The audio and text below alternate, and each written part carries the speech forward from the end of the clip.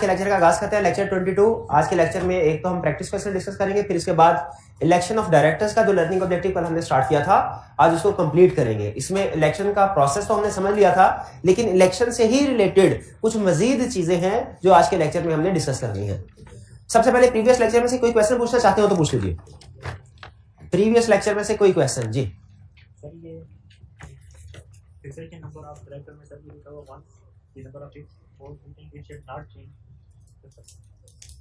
Ji, number of director जो fix करते हैं ना, कितने दिन पहले नंबर ऑफ डायरेक्टर फिक्स करते हैं?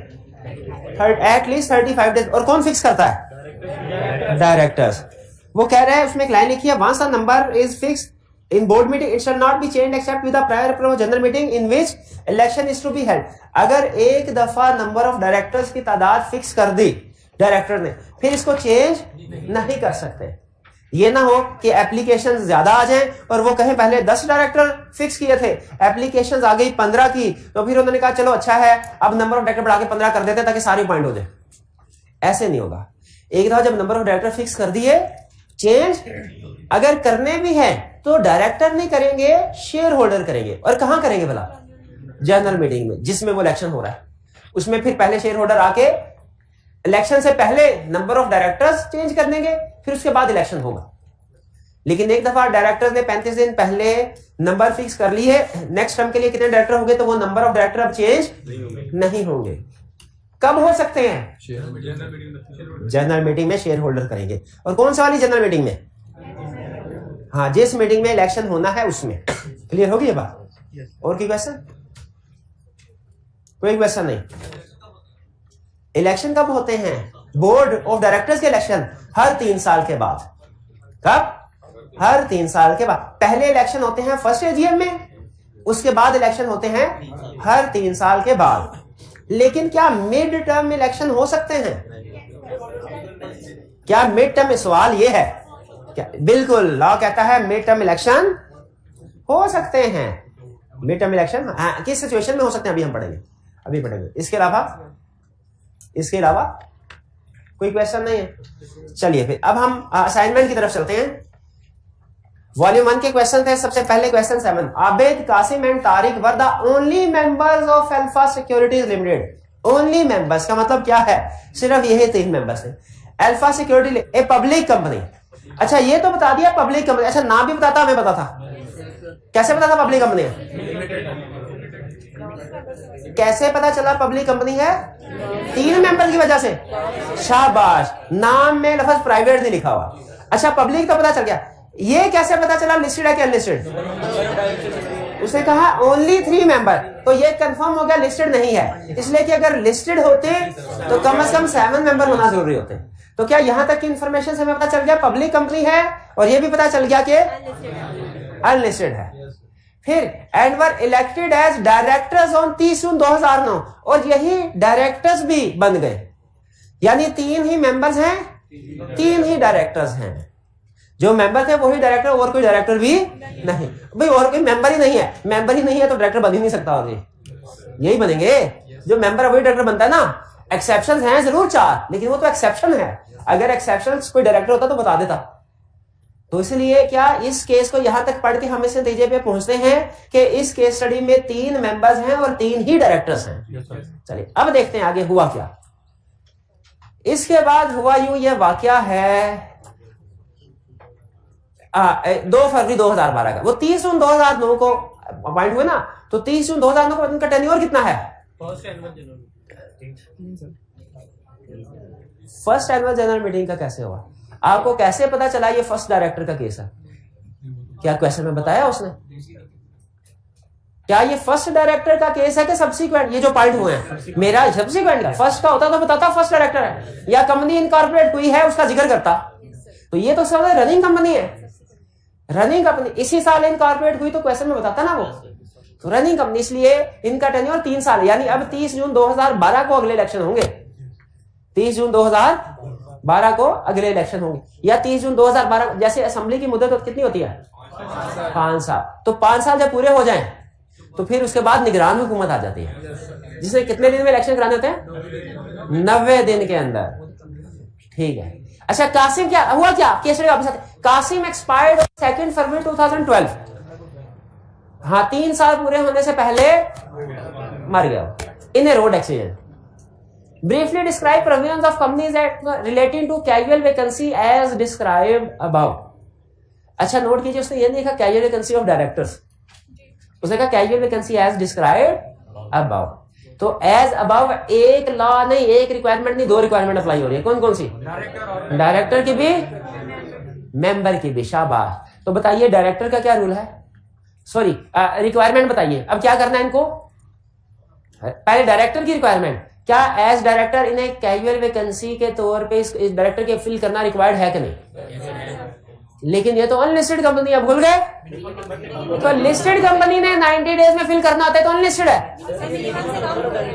हाँ जी, अगर मिनिमम से कम हो जाए तो अनलिस्टेड के लिए भी रिक्वायर्ड होता है कि डायरेक्टर को अपॉइंट कैजुअल वैकेंसी फिल करें। तो यहाँ पे इन्हें कैजुअल वैकेंसी फिल करनी है कितने टाइम में? 90 डेज लिस्टेड के लिए है, अनलिस्टेड के लिए टाइम पीरियड मेंशन नहीं है। एज सुन एज पॉसिबल करना चाहिए। टाइम पीरियड अनलिस्टेड के लिए मेंशन नहीं है। अच्छा मेंबर वाली बात बताए, मेंबर की अपॉइंटमेंट करनी चाहिए अब किसी को नया मेंबर, क्योंकि नंबर ऑफ मेंबर्स रिक्वायर्ड से कम हो गए, वो कितने समय करना चाहिए? हाँ उसका टाइम पीरियड बताया लॉ ने, वो कितने समय करना चाहिए? 180 डेज में। दोनों हमने इसमें अहम चीज ये थी, कैजुअल वैकेंसी डायरेक्टर की भी डिस्कस करनी है और मेंबर की भी, दोनों की कर दी। Done. B requirement, discuss the consequences if Abid and Tariq fail to fill the casual vacancy. अगर कैजुअल वैकेंसी वो फिल नहीं करते तो क्या होगा? अगर डायरेक्टर्स की कैजुअल वैकेंसी फिल नहीं करते तो उसे क्या होगा? तो ये कंपनी लॉ की वायलेशन है, इन्हें पेनल्टी इंपोज होगी, इनके ऊपर पेनल्टी इंपोज होगी। मेंबर के अगर फिल नहीं करते उसके कॉन्सिक्वेंसेस ज्यादा सख्त है। उनमें क्या होगा? आफ्टर 180 डेज उन पर्सनली लायबल होंगे कौन लोग? जो जानते हैं इस फैक्ट को कि नंबर ऑफ मेंबर्स कम हो गए। और किन वाले डेट्स के लिए पर्सनली लायबल होंगे? जो 180 डेज के बाद है। ये आपने ध्यान में रखना, सिर्फ 180 डेज और पर्सनल लायबिलिटी ये 2 लफ्ज लिख के ना जाइएगा, बल्कि आपने बताना है कौन से लोग जो इस फैक्ट से को जानते हैं और कौन से वाले डेट्स के लिए? 180 डेज के बाद वाले। 7 क्लियर हो गया। 7 अच्छा क्वेश्चन था, ये उसने 2-3 दफा इसी स्टाइल में क्वेश्चन पूछा हुआ है कि आपने मजीद, इसलिए इसको आपने अच्छे तरीके से देखना, उसके एग्जामिनर कमेंट्स भी पढ़ लीजिएगा। इसमें कोई प्रॉब्लम या कोई डिस्कस करना चाहते हो? नहीं, आगे चलते हैं। नेक्स्ट है हमारा क्वेश्चन 7 के बाद कौन सा था? 8 था।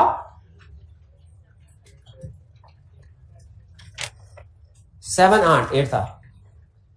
एक्सप्लेन वेदर और not the following statement is in accordance with provisions of companies act 2017। यानी जिस तरह आपका नॉर्मली क्वेश्चन होता है ना ट्रू और फॉल्स का, ये एक तरह से आपका ट्रू और फॉल्स का क्वेश्चन है। कंपनी लॉ में अक्सर इस तरीके से क्वेश्चन बनाता है, कहता है बताइए ये फॉलोइंग स्टेटमेंट कंपनीज एक्ट के मुताबिक है कि नहीं। तो उसमें आपने ये भी बताना है कंपनीज एक्ट के मुताबिक है कि, जो कि अक्सर नहीं होगी, उसमें कोई ना कोई हाँ जी, फिर बताना भी है कि इसमें गलती क्या है। कह रहे ए company may change the number of directors to be elected at least 21 days before the date of general meeting at which election is to be held। जो नंबर ऑफ डायरेक्टर्स है वो चेंज कर सकते हैं। अभी थोड़ी देर पहले हम डिस्कस कर रहे थे, क्या कर सकते हैं? नहीं। Number of directors once fixed shall not be changed except with approval of shareholders in general meeting in which election is to be held। पूरी बात किया करें, कंपनी लॉ में आप पूरी बात नहीं करते। In general meeting in which election is to be held. जी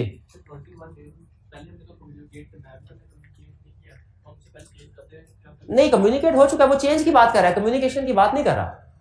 तो हम चेंज के ऊपर ही कमेंट करेंगे। इनका क्वेश्चन यह है कि सर उसने तो कम्युनिकेट भी नहीं किया, अभी कम्युनिकेट पहले कर दिया होगा। वो यहां में बात किस चीज की कर रहा है? नंबर ऑफ डायरेक्टर को चेंज करने की। 9 Ali has got 10,000 voting shares of ₹10 each and he is entitled to cast vote for the purpose of election of directors। ठीक है, कितने उसके पास शेयर्स हैं? 10,000। 12 candidates contested the election for 8 seats of directors। Director की seat है 8, application कितनी आई? 12। How much votes do Ali have? Ali के पास कितने शेयर हैं? 10,000 मल्टीप्लाई बाय 8 या 12? 80,000, क्योंकि मल्टीप्लाई किसे करते हैं? जो candidates. Next, can give votes to more than 1 candidates? बिल्कुल, वो अपनी मर्जी से चाहे सारे के सारे वोट एक कैंडिडेट को दे, चाहे प्रोपोर्शनेटली जितने कैंडिडेट्स में अपने वोट्स को डिवाइड करना चाहता है कर सकता है। इसमें लाजमी नहीं होता कि सारे के सारे वोट्स आपने एक ही में देने जी। इसमें कोई प्रॉब्लम 9 में? 10 ABC Limited held voting for election of directors. 5 candidates contested the election for 3 seats of directors. अब इससे तो पता चल गया टाइप ऑफ कंपनी कौन सी है, अनलिस्टेड है, क्योंकि 3 डायरेक्टर है ना, 3 डायरेक्टर्स का इलेक्शन हो रहा है। 5 कैंडिडेट्स थे A, B, C, D और E। इनको कितने वोट मिले? 75, 44, 12, 57, 70,000 वोट्स रिस्पेक्टिवली। कितने वोट्स मिले इनको? 75,000, 44 रिस्पेक्टिवली। का मतलब क्या होता है? जैसे जैसे नाम आ रहे हैं वैसे वैसे vote. A, B, C, D।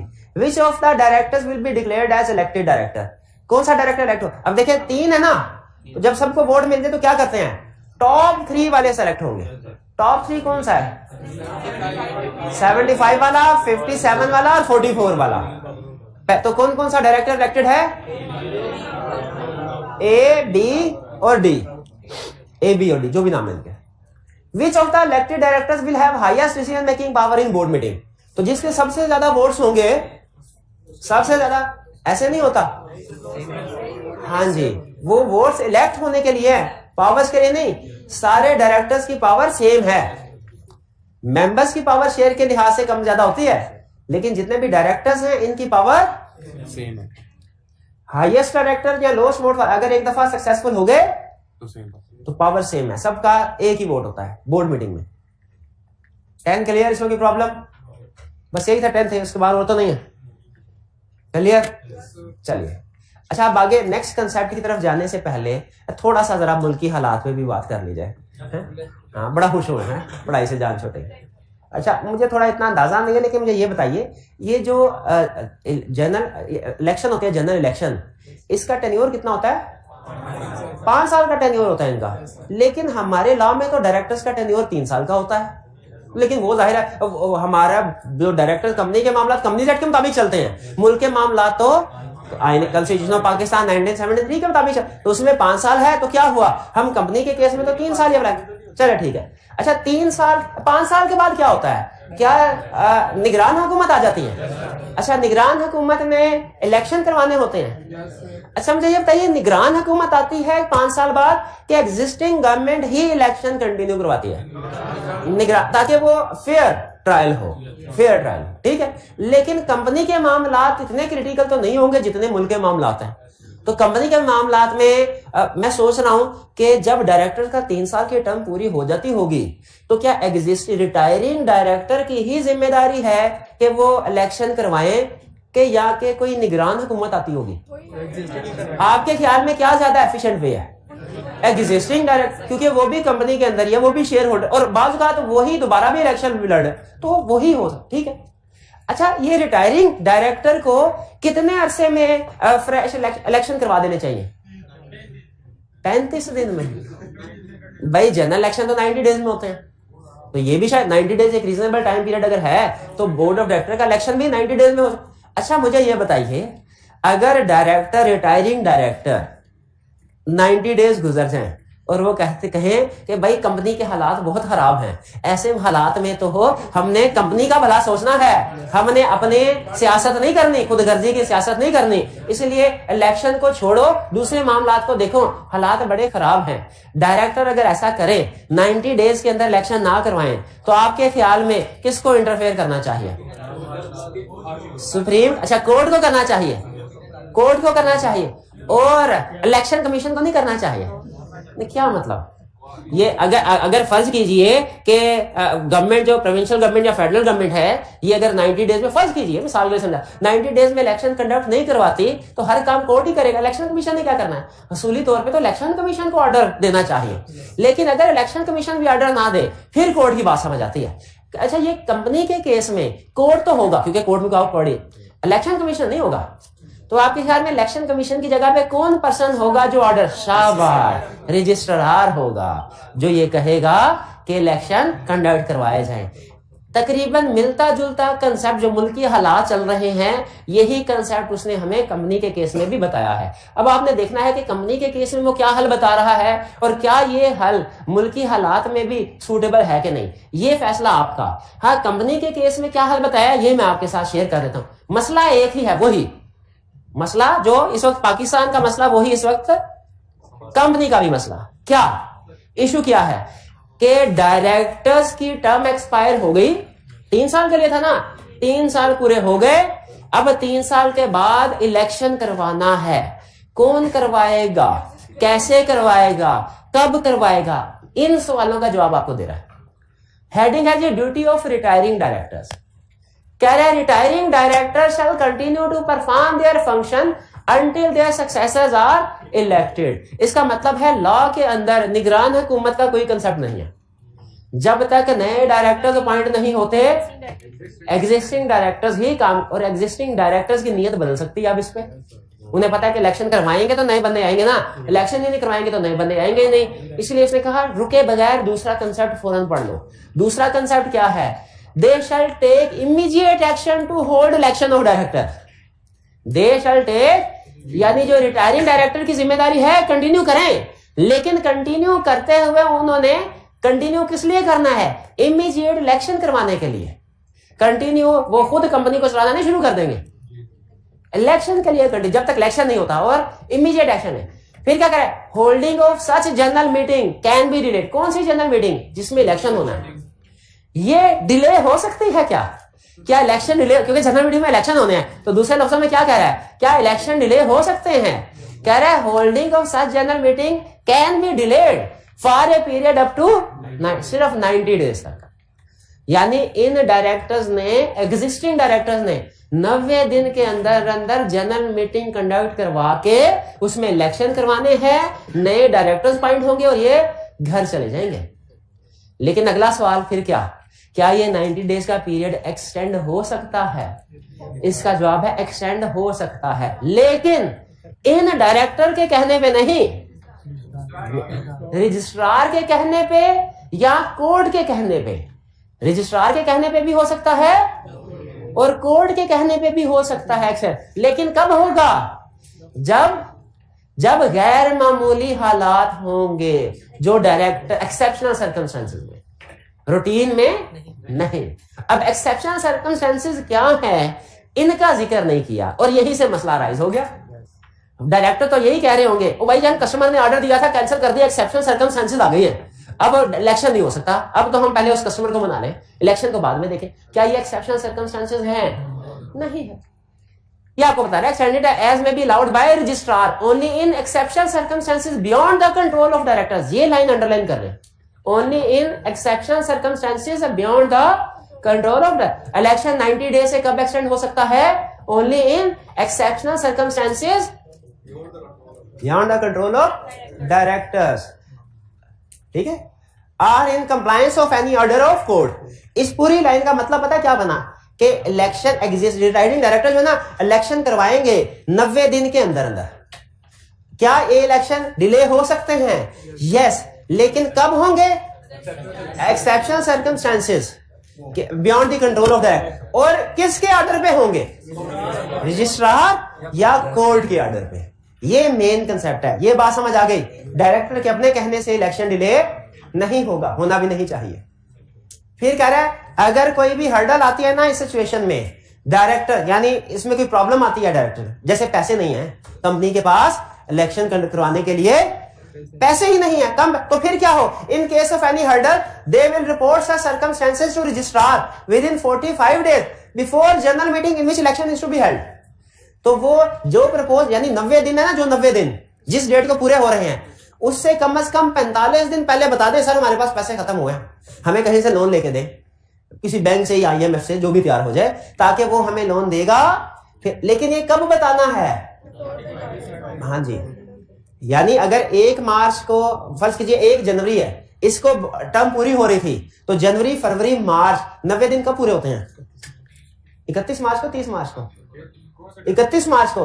तो 31 मार्च से 45 दिन पहले, यानी 16 फरवरी के लगभग बता दे कि कि सर हमारे पास पैसे खत्म है, क्योंकि लॉज में कह रहा है कि 45 दिन का मार्जिन होगा ना, जो भी हर्डल है उसको रिजॉल्व कर लेंगे इन 45 दिन में, इलेक्शन टाइम पे करवाने हैं। ये ना हो इलेक्शन से 4 दिन पहले कह दे सर पैसे कोई नहीं है, तो वो तो फिर आइन की खिलाफ वर्जी हो जाएगी ना, क्योंकि कंपनी का आइन क्या है, कंपनीज एक्ट। तो वो क्या कहते हैं 90 दिन में इलेक्शन हो, तो डायरेक्टर ने कितने दिन में इलेक्शन करवाने हैं? अगर कोई प्रॉब्लम हो भी गई 45 दिन पहले बता। हाँ जी बिल्कुल भाई, ये बात समझ आए। कह रहा है अगर, अच्छा फर्ज कीजिए गवर्नमेंट वो कहते हैं सारा कानून ठीक है, हम नहीं मानते इसको, हम नहीं मानते, कंपनी के शेयर होल्डर्स डायरेक्टर्स हम हैं, कोर्ट के पास कहां से पावर आ गई? कोर्ट को क्या पता कंपनी कैसे चलाते हैं? वो तो जज है, उनको 2-4 किताबें पढ़ ली, 2-4 फैसले कर लिए, वो अपने आप को सुप्रीम समझना शुरू हो गए हैं। हम नहीं मानते ऐसे, हम खुद कंपनी को बेहतर तरीके से मैनेज कर लें। फर्ज कीजिए डायरेक्टर अगर ये कहते हैं कि हम कंपनी को मैनेज, अगली बात फिर क्या है? An expiry of period for election, यानी पीरियड फॉर इलेक्शन क्या था 90। अच्छा देखिए, जो एग्जांपल रिलेट कर रहा हूं ना, सिर्फ कंसेप्ट बिल्ड क्लियर करने के लिए, इसके अलावा और कोई मकसद नहीं है। तो छोटे छोटे ये जो आप दरमियान में ऐड कर रहे हैं ये ना करो कंसेप्ट के ऊपर, ठीक। On expiry of period for election registrar 90 days गुजर जाए, अब क्या करें? अभी तो वैसे 90 डेज नहीं गुजरे ना, है ना? अभी फर्स्ट कीजिए 90 डेज गुजर जाए, फिर क्या हो? फिर क्या? फिर वो कह रहा है रजिस्ट्रार खुद से या इसके पास जो कोई जमात आ जाए एप्लीकेशन लेके, खुद से इलेक्शन कमीशन खुद से, या अगर इसके पास कोई जमात एप्लीकेशन लेके आ जाए तो क्या करेगा? कंपनी को हुक्म देगा कि एजीएम या ईजीएम जो भी जरूरी है करो, क्योंकि ईजीएम किस लिए उसने बोला भला? हालांकि वो तो एजीएम में होता है इलेक्शन, ईजीएम क्योंकि ये एक्सेप्शन सिचुएशन है ना, इसमें उन्होंने एजीएम को भी नहीं उठा दिया इलेक्शन के बगैर। उसने कहा एजीएम, और अगर एजीएम हो चुकी है एजीएम क्यों ना कंडक्ट करवानी पड़े, इलेक्शन होगा for the election on such date, on such date and time as, on such terms and condition, such date की बजाय होना चाहिए on such time as may be specified in order, यानी वो जो भी टाइम और या जो भी कंडीशंस कहेगा उसके स्पेसिफाइड होगी। भाई कंसेप्ट समझ आया? उसने क्या सिखाया? स्टेप नंबर 1 कहानी शुरू कहां से हुई कि retiring election, retire term expire हो गई, रिटायरिंग डायरेक्टर की ड्यूटी क्या ड्यूटी है? इलेक्शन करवाने हैं एज सून एज पॉसिबल। कितने अरसे के अंदर? क्या डिले हो सकता है बियॉन्ड 90 डेज? किस सिचुएशन में हो सकता है? Only in exception circumstances beyond control of, और किसके ऑर्डर पे होगा? रजिस्ट्रार या कोर्ट, वरना तो डायरेक्टर को तो हर चीज एक्सेप्शन ही लग रही होगी उनके कोर्ट पे, ठीक है। और अगर फर्ज कीजिए कोई हर्डल आती है, कोई प्रॉब्लम आती है, डायरेक्टर जो प्रपोज डेट है इलेक्शन की उससे 45 दिन पहले इन्फॉर्म करेंगे। किसको करेंगे? रजिस्ट्रार को। अगर टाइम पूरा हो गया फिर भी इलेक्शन नहीं किया तो रजिस्ट्रार खुद से ऑर्डर कर देगा कंपनी को कि भाई एजीएम या एजीएम वो खुद कंडक्ट करवा लेगा या ऑर्डर इशू कर देगा, और फिर जो फॉल्टी डायरेक्टर्स होंगे उनको साइड पे कर देगा, उनको नाअहल कर देगा, उनको कहेगा भाईजान अब आप नाअहल हो गए हैं, अब आप साइड में हैं, जनरल मीटिंग कंडक्ट होगी, उसमें मेंबर्स नए डायरेक्टर माइंड कर लेंगे। क्या वो अच्छा इस पे लॉ साइलेंट है कि क्या वो डिस्क्वालीफाई हो जाएंगे एग्जिस्टिंग डायरेक्टर? हो सकते हैं, क्योंकि आपको याद होगा इन एलिजिबिलिटी क्राइटेरिया में हमने एक जनरल लाइन एंड पे ये पढ़ी हुई है कि अगर उन्हें किसी और प्रोविजन में भी इन डिस्क्वालीफाई हो गए तो वो डिस्क्वालीफाइड समझे जाएंगे। ये ड्यूटी ऑफ रिटायरिंग डायरेक्टर का कंसेप्ट समझ आ गया? 10% वाले, हाँ वही देखें, एक जनरल रूल ज़हन में रखिए। पहले यह हुआ करता था कि कोर्ट के पास या रजिस्ट्रार के पास कोई भी शेयर होल्डर कंप्लेन लेके आए ना, वो उसके ऊपर एक्शन ले लेते थे। लेकिन फिर इतने ज्यादा केसेस आना शुरू हो गए, इनके लिए मैनेज करना मुश्किल हो गया, तो उन्होंने कहा एक कम से कम थ्रेश होल्ड लिमिट बता देते हैं कि कितने % शेयर होल्डिंग वाला हमारे पास आएगा तो हमने एक्शन लेना है या कोई प्रोसीडिंग स्टार्ट करनी है। तो उसके लिए 10% है। आपको अक्सर प्रोविजन में ये 10% पर बार बार नजर आएगा कि 10% वोटिंग पावर्स वाले जो शेयर होल्डर हैं, 10% वोटिंग वाले अगर हमारे पास आ गए तो हम ये काम करेंगे, ये काम करेंगे, ये काम करेंगे, ठीक है। पहले ये होता था कोई भी शेयर होल्डर है, अब उन्होंने लिमिट बता दी है। तो ये 10% अक्सर प्रोविजन में आपको ये मिलेगा। तो इसलिए मुझे ये बताइए, कोई भी एक मेंबर उठ के जिसके पास एक शेयर है वो रजिस्ट्रार के पास चला जाए और कहे सर ये डायरेक्टर सही काम नहीं कर रहे, इनको चेंज कर दिया जाए, सर मीटिंग सही नहीं हुई, इसको कैंसिल कर दिया जाए, सर ये इलेक्शन ही सही नहीं हुए, इलेक्शन दोबारा कंडक्ट करवाया जाए, क्या एक एक शेयर वाला भी चला जाए कमीशन के पास या कोर्ट के पास या रजिस्ट्रार के पास? या कोई सर्टन लिमिट होनी चाहिए? वो सर्टन लिमिट क्या रखी गई है? 10%। ठीक है, तो इसलिए उसने कहा कि रजिस्ट्रार या तो खुद से सो मोटो नोटिस ले ले। रजिस्ट्रार सो मोटो नोटिस ले सकता है ना। ओन इट्स ओन का मतलब क्या है? रजिस्ट्रार ने खुद से सो मोटो नोटिस ले लिया, या own representation of members holding 10% voting power और 10% ऑफ टोटल मेंबर्स, या खुद से एक्शन ले सकता है, ऑर्डर इशू कर सकता है रजिस्ट्रार, या जब उसके पास 10% वाले मेंबर्स आएंगे, ऐसे मेंबर जिनके पास कितने शेयर्स हैं या कितनी वोटिंग पावर है? 10%, तो भी रजिस्ट्रार उनको एंटरटेन करेगा, उनकी एप्लीकेशन एक्सेप्ट करेगा और उसके ऊपर एक्शन लेगा। ठीक है जी जी। हाँ, क्या सिंगल मेंबर के पास 10% होना चाहिए या एग्रीगेट? दोनों में से कोई भी हो जाए। अगर किसी एक मेंबर के पास 11% शेयर है, वो अकेला जा सकता है, उसकी बात सुनी जाएगी, एक्शन लिया जाएगा। अगर दो मेंबर हैं, एक के पास 6%, एक के पास 5%, तो वो इकट्ठे होके जा सकते हैं। एक ही एप्लीकेशन होगी, उसके ऊपर दोनों शेयर होल्डर के नाम और साइन होंगे, परसेंटेज होगी। रजिस्ट्रार देखेगा अगर सबको ऐड करके 10% बन रहा है तो वो एप्लीकेशन एक्सेप्ट कर लेगा, वरना एप्लीकेशन वापस। तो अगर सिंगल पर्सन के पास 10% है, वो भी एक्शन लिया जाएगा उसके ऊपर। और अगर एक से ज्यादा लोग हैं, इंडिविजुअली 10% से कम शेयर होल्डिंग है, एग्रीगेट 10% या ज्यादा हो जाती है, तो उसकी बेस पे भी एक्शन लिया जाएगा। क्लियर? और कोई क्वेश्चन? कह रहा है procedure for election of director for company not having share. आपको याद है कल लेक्चर में मैंने आपको बताया था कि ये शेयर हैविंग शेयर कैपिटल वाले का प्रोसेस है। अगर शेयर कैपिटल नहीं है तो किसी, तो फिर उसका इलेक्शन कैसे होगा? क्या उसके डायरेक्टर्स होते हैं? Company not having share capital के डायरेक्टर्स होते हैं, उनका इलेक्शन कैसे होगा? वो कहता है वो शेयर्स के जरिए से नहीं होगा, वो शो ऑफ हैंड के जरिए से होगा, और बाकी जो भी प्रोसीजर होगा वो कंपनी के आर्टिकल्स में। क्लियर हो गई ये बात? अब डायरेक्टर्स का इलेक्शन हो गया, डायरेक्टर्स अपॉइंट हो गए, गुड, मुबारक हो आपको भाईजान, आप डायरेक्टर बन गए, डायरेक्टर बन गए। कह रहे लेकिन अब क्या होगा? कुछ फॉर्मेलिटीज अभी भी हैं, अभी इलेक्शन कमीशन ने नोटिस इशू नहीं किया, अभी तो इलेक्शन हुआ है ना, नोटिस तो बताना है ना, सरकारी नोटिस तो इशू होना चाहिए। वो कह रहा है person shall be appointed as director और chief executive company only if he has filed his consent to become a director or chief executive in writing to company at least 14 days before election of directors, और company shall file such consent to registrar within 15 days of his, यानी जितने भी लोग elect हो चुके हैं as director, उन सब के नाम रजिस्ट्रार को देने हैं। कब? 15 दिन से पहले, बिल्कुल ठीक है। और ये सारे इनकी consent, person shall be appointed only, अगर उसने अपनी कंसेंट दी हो इन राइटिंग टू कंपनी।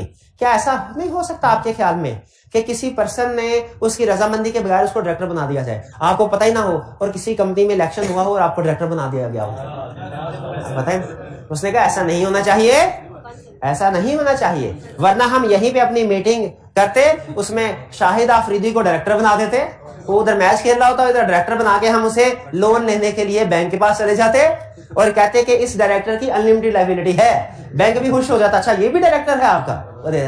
तो इसीलिए याद रखिए, लॉ क्या कहता है, जब तक आपके पास किसी बंदे की रिटन कंसेंट नहीं है ना, रिटन कंसेंट, आपने उस पर्सन को डायरेक्टर अपॉइंट नहीं कर सकते। और ये बड़ी लॉजिकल रिक्वायरमेंट है, किसी की कंसेंट के रजामंदी के बगैर तो उसे डायरेक्टर अपॉइंट नहीं होना चाहिए।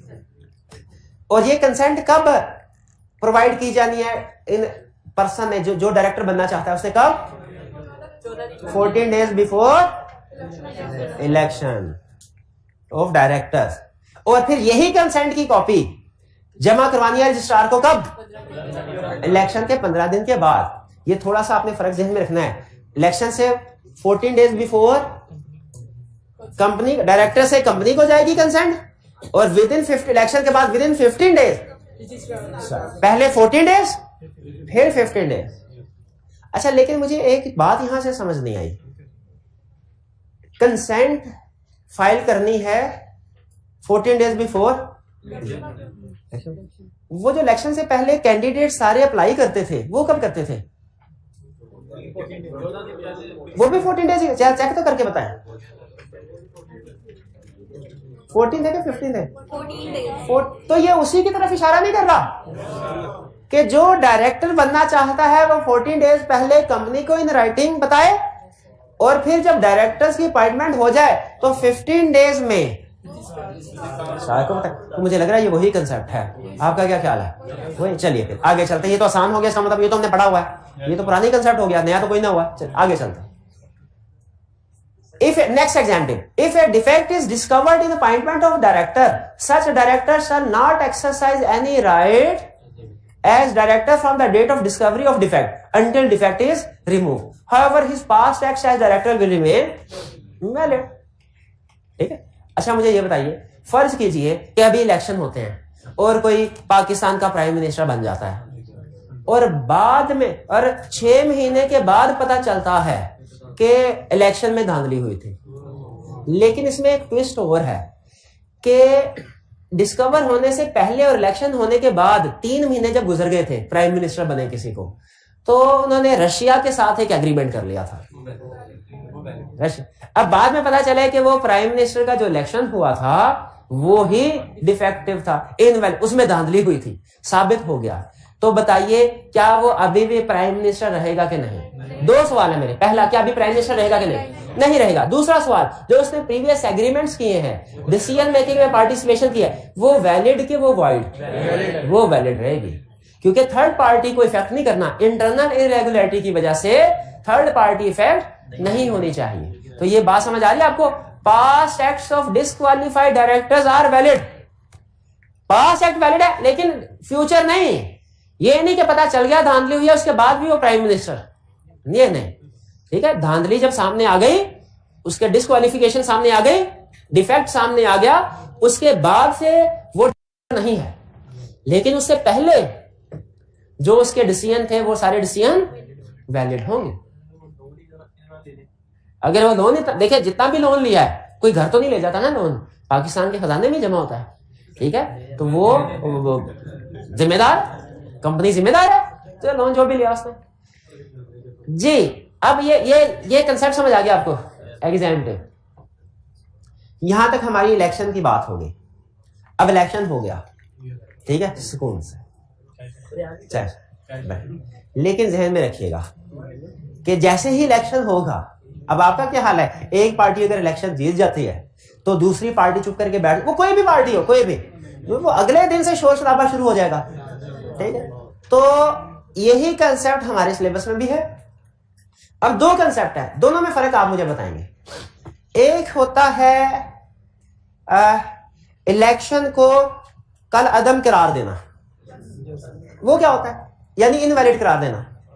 वो इलेक्शन सही नहीं हुए, पूरा इलेक्शन खत्म, री इलेक्शन होगा, री इलेक्शन होगा, यह है इनवैलिड। एक होता है मिड टर्म इलेक्शन, ये क्या होता है? जिमनी इलेक्शन। ठीक है, जब कोई प्रॉब्लम आ जाए, बिल्कुल। तो 2 कंसेप्ट हैं, दोनों में फर्क है। एक कंसेप्ट ये है कि बोर्ड ऑफ डायरेक्टर का इलेक्शन हुआ, उसमें कोई धांधली हुई, ये कंसेप्ट डिफरेंट है। दूसरा कंसेप्ट क्या है? बोर्ड ऑफ डायरेक्टर का इलेक्शन हुआ, सही हुआ था, उसके नतीजे में जो डायरेक्टर आए वो भी ठीक आए, लेकिन बाद में वोटिंग पावर शिफ्ट होके कुछ शेयर होल्डर्स का जमीर जागा और वोटिंग पावर शिफ्ट होके दूसरी तरफ चली गई। अब अगर कोई सब्सटेंशियल एक्वायरर आ गया, शेयर होल्डर का सब्सटेंशियल एक्वायरर आ गया, जिसके पास इतने को वोट्स आ गए, इतने को वोटिंग पावर आ गई कि वो खुद डायरेक्टर बन सकता है, और वो कहता है कि भाईजान अब फ्रेश इलेक्शन होंगे, ये सिचुएशन डिफरेंट है। फिर से सुन लें, अब आगे हम 2 सिचुएशन डिस्कस करने जा रहे हैं। पहली सिचुएशन है इनवैलिड इलेक्शन, दूसरी सिचुएशन है फ्रेश इलेक्शन।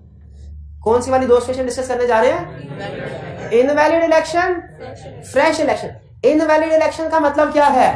कि जो इलेक्शन हुए थे उसमें कोई धांधली हुई, उसमें कोई इरेगुलरिटी हुई, उसमें कोई इरेगुलरिटी हुई। भाई ठप्पे लगे हुए थे, वो वोट गिने नहीं, इरेगुलरिटी हो गई।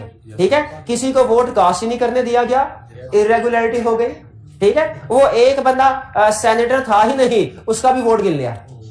इरेगुलर, कोई भी प्रोसीडिंग्स ऑफ द मीटिंग में, प्रोसीडिंग्स ऑफ इलेक्शन में कोई भी इरेगुलरिटी, ये है इलेक्शन इनवैलिड का कंसेप्ट। इसके लिए फ्रेश इलेक्शन नहीं बोलना, इसके लिए क्या बोलना है? इनवैलिड है। फ्रेश इलेक्शन का कंसेप्ट क्या है कि इलेक्शन जो पहले हुआ वो बिल्कुल ठीक हुआ था, लेकिन उसकी टर्म पूरी होने से पहले, उसकी टर्म पूरी होने से पहले कोई वोटिंग पावर शिफ्ट हो गई किसी दूसरे पर्सन के पास, और जो सब्सटेंशियल एक्वायरर है ना, अब जिसके पास वोटिंग पावर आ गई है उसे कहते हैं, लॉ कहता है सब्सटेंशियल एक्वायरर। क्या कहता है? Substantial acquirer. वो अब डायरेक्टर बनना चाहता है, तो वो क्या करे? क्या इसका कोई पार्लिमानी तरीका है? बिल्कुल है। क्या? Fresh election. ये दोनों कंसेप्ट अगर आपको समझ आ गए तो बाकी की कहानी आसान है। बाकी की कहानी बताइए, क्लियर हो गया आपको? इनवैलिड इलेक्शन करना क्या है? कहता है बहुत आसान। अगर आपको लगता है कि कोई धांधली हुई है, लगता है, तो मेंबर्स इकट्ठे होंगे। कितने मेंबर्स इकट्ठे होंगे? 10% और मोर। अकेला 10% के मिल मिला के भी 10% हो तो चलेगा, मिल मिला के भी चलेगा। जिनके ऐसे मेंबर इकट्ठे हों जिनके पास कम से कम कितनी पावर हो, और वो इलेक्शन होने के 30 दिन के अंदर अंदर, इलेक्शन होने के 30 दिन के अंदर अंदर चले जाए। किसके पास चले जाए? कोर्ट के पास। कोर्ट के पास चले जाए और कोर्ट के पास जाके क्या कहे? प्रूव करे। क्या प्रूव करे? कि इरेगुलरिटी हुई थी इलेक्शन में या रिलेटेड मैटर्स में। इलेक्शन में या रिलेटेड मैटर्स में इरेगुलरिटी हुई थी, तो फिर कोर्ट क्या करेगा? इलेक्शन को इनवैलिड करार दे देगा, कहेगा दोबारा नए सिरे से इलेक्शन हो। ये 3 चीजें आपने ज़हन में रखनी है, बल्कि 4 चीजें।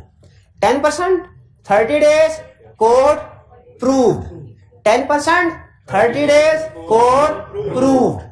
क्या 3 चीजें? 4 चीजें। 10%, 30 डेज, कोर्ट प्रूव्ड। क्योंकि ये आगे चल के 2-3 और कंसेप्ट में यही 4 अल्फाज आएंगे, यही 4 अल्फाज फिर से आएंगे एक और कंसेप्ट में, फिर उसके बाद एक और कंसेप्ट में फिर से आएंगे। कौन से 4 अल्फाज? 10%, 30 डेज, कोर्ट और प्रूव्ड। तो कोर्ट इसको क्या कर देगा? दोबारा होगा। अच्छा, फ्रेश इलेक्शन का कंसेप्ट क्या है? फ्रेश इलेक्शन का, अगर कोई मेंबर सब्सटेंशियल एक्वायरर है या वो रिक्वायर्ड शेयर होल्डिंग हासिल कर लेता है। अब ये रिक्वायर्ड शेयर होल्डिंग कितनी है ये उन्होंने नहीं बताया, ये केस टू केस वेरी करता है। जैसे फर्ज कीजिए मैं आपसे पूछता हूं, एक कंपनी के अगर 10 डायरेक्टर हैं और आप भी डायरेक्टर बनना चाहते हैं, आपके पास कम से कम कितने शेयर होने चाहिए? 10 डायरेक्टर, कंपनी के टोटल शेयर होंगे 100%। अगर मैं डायरेक्टर बनना चाहता हूं ना, तो मैं अगर 100 डिवाइडेड बाय 10% शेयर्स हासिल कर लेता हूं ना, तो मुझे कोई नहीं रोक सकता डायरेक्टर बनने से। मुझे ये कैलकुलेशन समझ आ रही है? क्योंकि मुझे बाकी और कोई भी वोट ना दे, मैं सारे के सारे 10% है मेरे पास, मैं सारे के सारे वोट अपने आप को दूं, मुझे बाकी पूरी कंपनी में कोई एक बंदा भी वोट ना दे, मैं डायरेक्टर बन जाऊंगा, क्योंकि 10 की तादाद पूरी हो जाएगी। समझ आ रही है? अच्छा, अगर कंपनी के डायरेक्टर 20 हों तो मैं कितने % शेयर्स खरीद लूं तो मुझे डायरेक्टर बनने से कोई नहीं रोक सकता? 5%। अब देखिए, किसी कंपनी के डायरेक्टर कम होते हैं, किसी के ज्यादा, इसलिए लॉ ने परसेंटेज नहीं बताई, उसे कहा रिक्वायर्ड शेयर होल्डिंग। लेकिन ये रिक्वायर्ड शेयर होल्डिंग आप आसानी से कैलकुलेट कर सकते हैं। किसी कंपनी के जितने भी डायरेक्टर्स होते हैं ना, 100% से उस नंबर ऑफ डायरेक्टर को डिवाइड कर दें, आपके पास आ जाएगी परसेंटेज शेयर होल्डिंग जो डायरेक्टर बनने के लिए जरूरी है। वो शेयर होल्डिंग आपके पास आ जाए, आपको कोई और एक वोट भी ना दे, फिर भी डायरेक्टर बन जाएंगे, फिर भी डायरेक्टर। ये रिक्वायर्ड शेयर होल्डिंग में रिक्वायर्ड समझ आया आपको? अच्छा, तो फिर बताइए और कैलकुलेशन करते हैं। खासतौर पे ऑनलाइन वाले स्टूडेंट्स ये बार बार पूछते होते हैं, रिक्वायर्ड शेयर होल्डिंग कैसे कैलकुलेट होती है? ये कैलकुलेट होती है 100% divided by number of directors. अगर किसी कंपनी के डायरेक्टर हो 22, आप उस कंपनी का डायरेक्टर बनना चाहते हैं, कितने % शेयर्स खरीदने पड़ेंगे? 100 डिवाइडेड बाय 22, 4.5% आता है। 4.5%। अगर आपके पास रिक्वायर्ड शेयर्स आ गए, अब आपने किसको अप्लाई करना है? कंपनी को, कंपनी को अप्लाई करना है और उसे कहना है फ्रेश इलेक्शन कराओ भाई, मैं भी डायरेक्टर बनना चाहता हूं, फ्रेश इलेक्शन करवाओ। कंपनी क्या करेगी? कंपनी के पास एक शॉर्टकट वे है, एक लॉन्ग कट वे है। सिचुएशन क्या है भला? सिचुएशन ध्यान में रखिएगा, सिचुएशन क्या है? एक पर्सन के पास शेयर्स आ गए, वोटिंग पावर उसके पास आ गई है, वो डायरेक्टर बनना चाहता है, कंपनी को वो नोटिस देगा, ओ भाईजान आप किधर, मेरे पास शेयर्स आ गए, आपको पता ही नहीं चला, लाओ मुझे डायरेक्टर बनाओ, लाओ मुझे डायरेक्टर बनाओ। ये पास में कुछ इस तरह की एग्जांपल्स हैं कॉर्पोरेट लेवल पे कि एक पर्सन को डायरेक्टर नहीं बनने दे रहे थे, उसने कहा अच्छा चुप करके थोड़े थोड़े शेयर खरीदता गया, थोड़े करके, ताकि ज्यादा बल्क में खरीदने के लिए नजर रखते हैं, थोड़े शेयर। जैसे ही रिक्वायर्ड परसेंटेज हुई उतनी, फौरन उसने कंपनी को नोटिस भेज दिया और कंपनी के ऊपर लाजिम हो जाता है कि 30 दिन के अंदर अंदर फ्रेश इलेक्शन करवाए। तो जैसे ही कंपनी को नोटिस मिला, एक शेयर होल्डर ने कहा मेरे पास रिक्वायर्ड शेयर होल्डिंग आ गई, मुझे डायरेक्टर बनना है, फ्रेश इलेक्शन करवाओ, कंपनी के ऊपर लाजिम है 30 दिन के अंदर अंदर स्टेप्स लेगी और इलेक्शन करवाएगी। 30 दिन के अंदर अंदर company shall proceed, company shall conduct election, ये नहीं कहा, यानी कार्रवाई शुरू कर दी जाएगी। 30 दिन के अंदर अंदर कार्रवाई से मुराद नोटिस भेज दिया जाएगा, मीटिंग चाहे इलेक्शन चाहे 30 दिन के बाद हो जाए। प्रोसीड का मतलब समझ आया? ठीक है, नोटिस में। हाँ, लेकिन अब उन्होंने कहा number of directors shell not be reduced. अब अगर उस बंदे के पास 4.5% शेयर थे, अब वो बंदा ऐसा है कि उसको डायरेक्टर नहीं बनाना चाहते, इसने चुपके से शेयर खरीद लिए। अब कंपनी के पास कानूनी हरबे है ना, कंपनी ने क्या किया, कंपनी ने कहा अच्छा सबसे पहले शेयर ट्रांसफर क्लोज कर दें। आगे चल के हम लॉ में एक प्रोविजन पढ़ेंगे, close of register of share holder, जिसमें आप ये स्टडी करेंगे कि शेयर की ट्रांजैक्शन को कंपनी बंद भी कर सकती है। तो वो क्या करेंगे, शेयर की ट्रांजैक्शन को बंद कर दिया। फिर उन्होंने कहा इलेक्शन हम करवाते हैं, लेकिन अब की बार इलेक्शन जो है ना, अब 22 थे, अब 10 डायरेक्टर्स होंगे, 10 डायरेक्टर्स होंगे, बल्कि 20 होंगे, 20 डायरेक्टर। अब खुद बताएं एग्जिस्टिंग वाले के पास कितने शेयर थे, 4.5। अगर नंबर ऑफ डायरेक्टर रिड्यूस करवा के 20 कर दिए जाए, 5% हो जाएगी, वो डायरेक्टर नहीं बन सकेगा। तो ये कानूनी हरबा कंपनी के पास है, लेकिन लॉ ने क्या कहा, उसने कहा ये काम आप नहीं करेंगे। यानी जब कभी सब्सटेंशियल एक्वायरर ने आपको नोटिस भेज दिया, तो आपने इलेक्शन कंडक्ट करवाने के लिए जब स्टेप्स लेने हैं ना, अब नंबर ऑफ डायरेक्टर रिड्यूस नहीं होंगे, इंक्रीज कर सकते हैं। क्यों? क्योंकि रिड्यूस करने से जो उसके वो आउट हो जाएगा, तो आप उसके साथ ये ज्यादती नहीं करेंगे। क्लियर? और अगर लिस्टेड कंपनी है तो वो कमीशन के प्रोसीजर को फॉलो करेगी, क्या होंगे। क्लियर? ये है लॉन्ग कट वे। ये क्या है? एक शॉर्टकट भी है। मैं चाहता हूं आप खुद सोचें, कल बताऊंगा, नहीं सोचना आज है, कल बता दीजिएगा। सोचना क्या भला कि अगर किसी पर्सन के पास रिक्वायर्ड शेयर होल्डिंग आ जाए और वो कंपनी को नोटिस इशू कर दे कि फ्रेश इलेक्शन करवाए, मुझे भी डायरेक्टर बनना है, तो कंपनी ये सारे चक्रों में पड़ेगी। 30 दिन के अंदर स्टेप्स लेंगे, बाद में बोर्ड मीटिंग कंडक्ट करवाएंगे, लिस्टेड कंपनी है तो कमीशन के रूल्स को भी फॉलो करेंगे। क्या इन सारे प्रोसेस का कोई शॉर्टकट है? इसका जवाब है। बंदे की डेथ करवा दे, नहीं ये शॉर्टकट नहीं। वो क्या है वो कल डिस्कस करेंगे। भाई कंसेप्ट समझ आ गया? आज हमने छोटे 3 कंसेप्ट डिस्कस किए। एक, जब टेन्योर पूरा हो जाए तो रिटायरिंग डायरेक्टर की जिम्मेदारी क्या है, फिर इनवैलिड इलेक्शन और फिर फ्रेश इलेक्शन। ठीक है, ये पढ़ के आइएगा, होम असाइनमेंट करके आइएगा। आज का लेक्चर यहाँ खत्म करते हैं हम। अल्लाह।